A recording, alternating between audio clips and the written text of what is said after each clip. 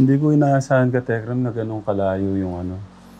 Yung ganun kalayo yung school. Dalawang sasakyan. Dalawang sakay pala. Tapos imagine ninyo, estudyante, tapos may daladalang bata. No? Kaya ano yun. Napaproud ako sa kanya. Kaya, ganun pa man kahirap yung sitwasyon niya, lumalaban pa rin. Kaya, nakaka-proud lang si Ate Roslyn Katekram. Kung ngayon, kumustahin lang natin ulit. Bakit? Umiiyak.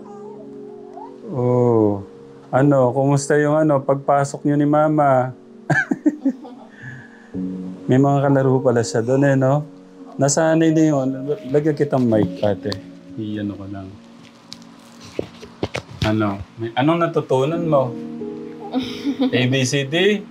Ha? Natutunan mo ABCD? ABCD? No? Okay. Yun lang, Kategram. Inuulit ko, nakaka-proud ka.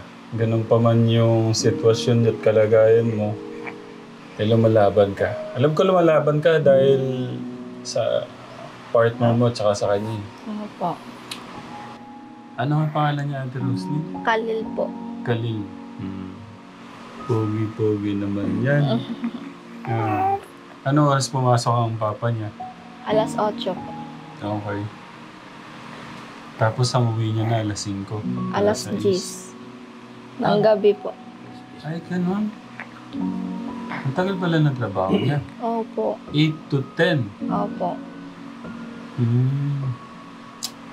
Okay. Pwede mo malaman magkano sinasahod ni mga asawa mo? 400 po. 400. Ako yung nahirapan sa'yo. Pero kaya mo naman na, no? Yung kumbaga nasanay ka na, yung ganun araw-araw. Una po, nahirapan po. Nung tumatagal po, nasanay na rin. Ito yung gusto kong itanong. Dumating ba yung na parang naiyakan? Nakapambihis kang estudyante, tapos may hawak ng Nung una po, pero nung araw-araw ko po siya kasama, nawawalan na rin po. Parang, nasasanay na rin po. Iniisip ko nga din yung yung kalusugan niya, yung paglanghap niya ng usok. Mamaya nga po, ipa-check up po na po kasi kagabi po. Hindi po siya makahinga po hindi po kami makatulog sa kanya. Kaya ipa-check up po namin mamaya. Eto, para may pampa-check up kayo. Saan kayo magpapa-check up? Andyan po sa Big T po. Kung samahan ko na kayo. Ngayon po. Para kung Mamaya pa po kasi hindi nang pupunta pa po kami dun sa kabila po kasi ipapahilot ko po namin. Kasi baka may pilay po siya kasi basta 3 buwan na po kasi yung ubo niya, ilang gamot na po, hindi po na siya. Kakausapin ko po mamaya po yung doktor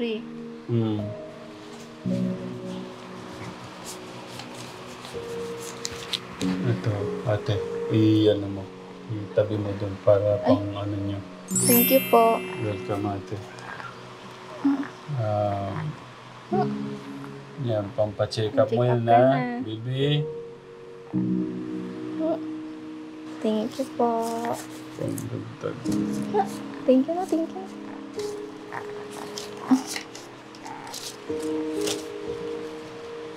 Yeah.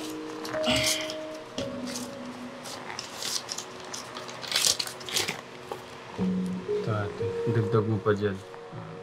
Thank you po. Welcome, ate. May panggamot ka na. May ka na ng gamot. Basta gusto ko lang iwan to sa'yo. Huwag ka susuko. Lumaban ka. Opo.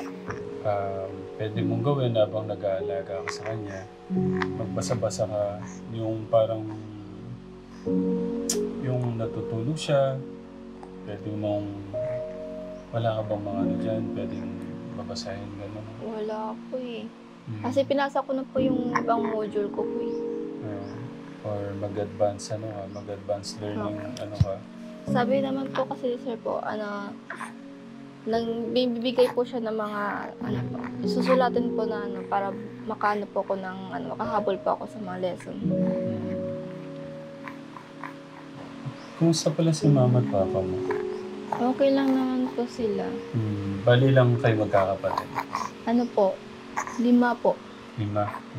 Bali pang ilan ka? Panganay po. Tapos panganay ka pa pala. Opo. Tapos, may baby ka na. Kaya po, po ako sa mga kapatid ko po na huwag sila gumaya sa akin. Hala. Kaya, po. Gusto ko po mapagtapos para ako naman po yung paaral sa kanila. Nako. Ano sabi ng mama at papa mo? Ka na? Wala naman. Hindi na parang nagtampo lang po si mama sa akin. Pero hindi niya ako pinagalitan na po. Nagtampo lang po. Hindi ba nila nakakata na nag-aaral ka tapos hindi naman po. Sinusuportahan naman po nila ako po pag may babayaran po, ganun. Hindi, ibig ko sabihin, hindi ka ba nagsabi na meron kang boyfriend? Alam po nila. Alam nila. Opo. So, open ka pa na naman sa ganon. Kasi po, wala po akong tinatago sa kanila po. Pag ganun po, sinasabi po ko sa kanila. Nasaan si mama at papa mo ngayon? Si mama po, nasa probinsya. Si papa nandyan po sa Muson. Nagtatrabaho po. Muson? Opo. Si mama mo, ba't nasa probinsya si mama mo? Bali po, naghiwalay po sila. Ganun. Kailan pa? Matagal na po. Nung grade 2 pa lang po ako. Grade 2 ka pa lang pala, wala na yung mama nyo. Hindi na sila magkasama. Opo. Yung time na rin po na hindi ko na rin po nakasama yung papa ko. Hanggang ngayon. Parang ngayon lang po kami nagkita po na grade 11 po ko. Grade 11, doon lang kayo na-meet pala ng papa mo? Opo. Nung grade 2 ka, naghiwalay si mama at papa mo? Opo. Kanino ka na? Kay mama po. Nasa kay mama ka? Opo, lahat po kami kay mama. Kay mama. Tapos si papa mo? Sumalis po. Si papa nyo talaga ang lumayo? Opo. Masama ka ng loob kay papa mo? Noon po, kasi sinabihan na rin po kami ni mama po na kahit anong nangyari, papa pa rin po namin siya. Kaya po, pinatawad ko po kahit masakit po yung ginawa niya sa amin. Parang parang pumunta siya dito po sa Maynila po. Tapos, parang may nakilala po siyang iba, ganun. Sumama po siya. Nung nalaman po namin na may iba siya, doon po ako sumama yung loob ko sa kanya. Tapos ngayong pong grade 10 po ako, binigyan po kami ng number ng lolo ko na, binigyan po kami ng number ni lolo na number ni papa. Binigay sa amin. Tawagan po daw. Sabi ko kay mama, wag na. Pinilit po ko ni mama na tawagan na lang po. Ayun. Tumawag po kami sa kanya. Na-stress naman ako kay papa mo. Tapos po, tumawag siya kay mama na nakiusap na na magbakasyon ako muna dito sa Manila. Nagbakasyon po ako dito, 3 buwan po ako dito sa kanya. Bumalik naman po ako doon sa probinsya. Tumawag siya ulit na dito na lang daw ako mag-aral. Yung kinuha niya po ako. Ayun pala, parang doon siya bumawi. Opo. Tapos yung pagbawi naman niya, doon pa rin po. Kinuha ka ni papa mo. Tapos, paano pumasok yung boyfriend mo at nagsama na kayo? Nung pumunta po siya dito sa Manila, ayun, pinakilala ko siya kay papa. Paano nagpunta dito? Kasi taga-probinsya din po siya. Parehas po kami. Magkakilala na kayo dun pa? Sa probinsya niyo? Opo. Bago Since ka grade 7 po. Kabata. Magkano na pala kayo nun? Ay, hindi po. Ngayon lang po kami yun na ano po. Parang magkaklase lang po kami yung dati. Ganun. Parang ano lang yung Opo. alam nyo na ay, crush kita. Eh, hindi pa po yun. Ngayon lang pong grade 10 po. Ayun. Ganun na po. Parang papinaw hanggang... Paano nagsimula? Wait lang. So, paano kanya sinundan dito kung wala pa namang... Ano po, pumunta siya dito sa mama niya po. May mama po dun sa Bataan po. Naano lang din ako kasi yung pagbawi ng papa mo naman, tapos ang ginawa mo naman, Ganun po. papaluin talaga kita. Okay, so, edi sinundan ka dito. Opo. Mahal ka talaga niya kasi sinundan ka dito. Tapos, ilang buwan ka dito nung sinundan ka pala nung... Ano po. Mga 2 buwan ata. 2 buwan ka dito, sinundan ka niya. Opo, kasi kinuha siya doon ng mama niya. Tapos ilang buwan naman, tapos nagsama na kayo. Hindi pa po. Mga gano'ng katagal? Nung pumunta lang po siya sa bahay po, tapos ganun po. Parang hanggang po, nung December po, doon po nagsimula kami ni Papa. Parang parang nagalit po siya sa akin, ganun. Bakit siya nagalit? Hindi ko po alam eh. Parang kasi tumawag po yung asawa ko nga po, tapos parang nagalit siya sa akin. Nagalit sa'yo? Opo, hindi ko nagulat nga rin po kasi po, hindi naman siya nagagalit ng ganun po. Anong dahilan kaya? Iwan ko po nagalit lang po siya bigla. Kaya po parang nagtampok po ko sa kanya, umalis po ko. Siguro nagalit sa akin kasi puro na lang po ako cellphone.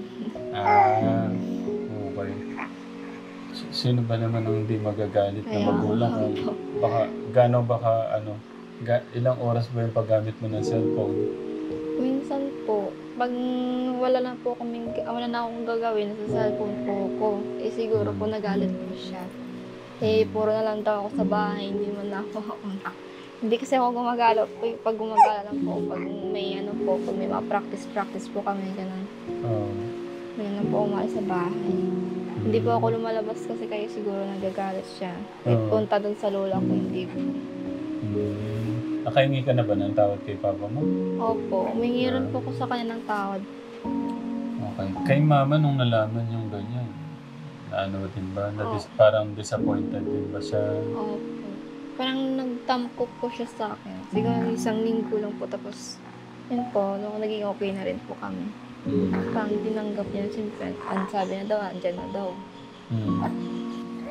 Gusto kong malaman kung meron bang pagsisisi sa buhay mo sa nangyayari ngayon, or sana hindi mo na ako nagkasama pala. Nagsama kami kasi ang hirap pala, parang ganun.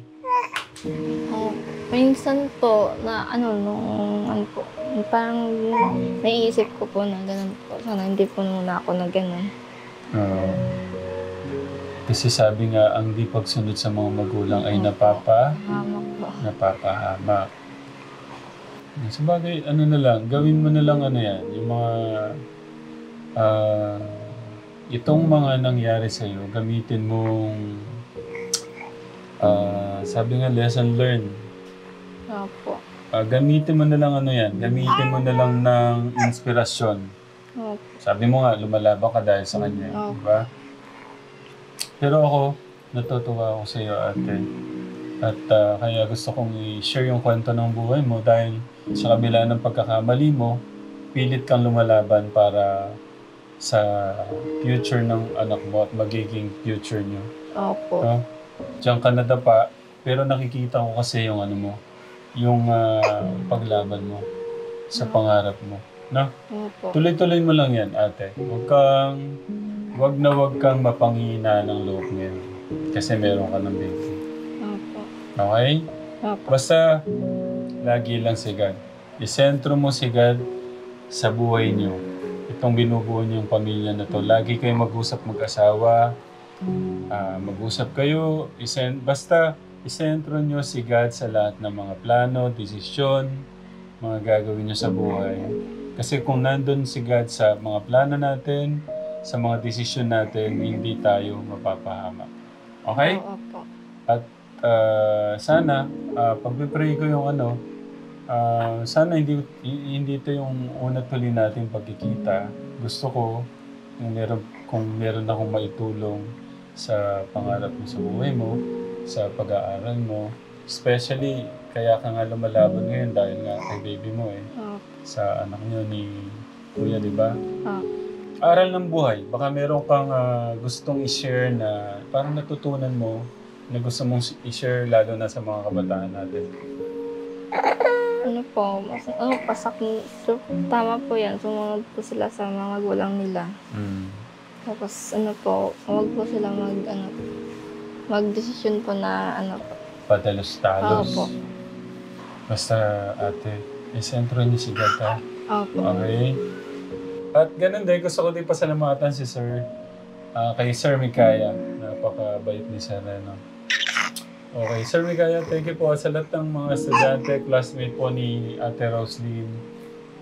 Sa mga linalaro si Baby Khalil, thank you sa love at support sa mag-ina. Kay tatay din, hindi ko pa na-meet yung asawa niya eh. Pero, malay mo, balang araw makausap ko siya. No? Pero sa pagsasama niya pa, kumusta pala ngayon yung pagsasama niyong mag-asawa? Okay lang naman po. Ay, wala na. Sige na. Okay na. Ayun na. Kuya August, natatakot na kasi. Baka gutom na. Pero, sige na, baka gutom na siya. Sige. Baka gutom na siya. Okay. Sige na. Iyan mo to. Itabi mo to. Para pang mo din. Pang check up niyo.